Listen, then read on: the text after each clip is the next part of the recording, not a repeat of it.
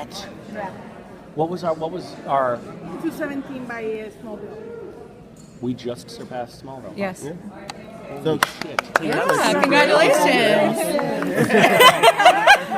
That's awesome. now, this season has been a little bit of a kind of a return to form where you have a lot of these single episodes where you can actually focus on one thing or another. And Castiel is kind of in a bad place when we left off at the end of the season. Yes. I'm sure we're going to see the consequences of that in season 11. However, can you tell us anything about where we're going to see Castiel in season 11? Well, I can tell you that we are really picking up where we left off. So, right where we left off, Cass is dealing with the effects of the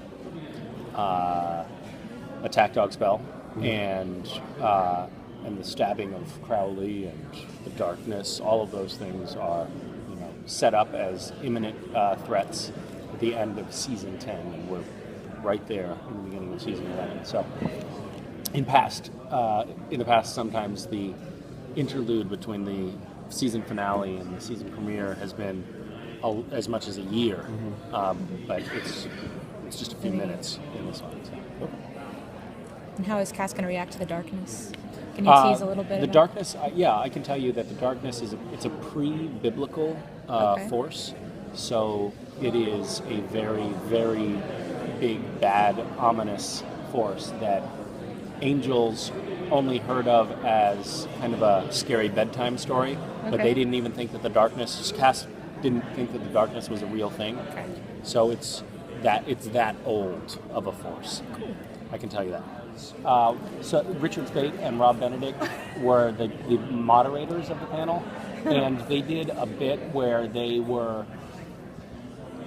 animating, and they had a stuffed hamster that was I saw asking, a picture on asking Twitter, I think. questions, and we were all laughing so hard that tears were streaming down our face. It was the highlight for sure. So many characters returned for season 10. What would you like to see come back from previous seasons for season 11? Well, I would like to see more of Claire Novak. I think that relationship was really interesting for Castiel, and I also thought that it worked well in the canon of the story. So I'd like to see more of that.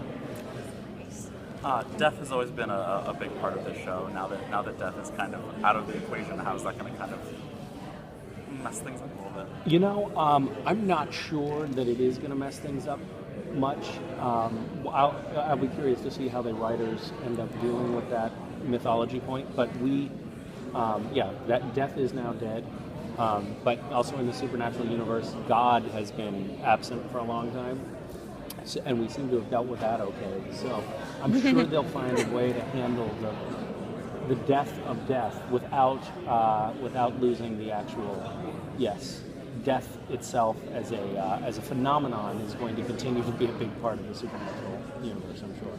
Great place to end. Sorry. Oh, good. Okay.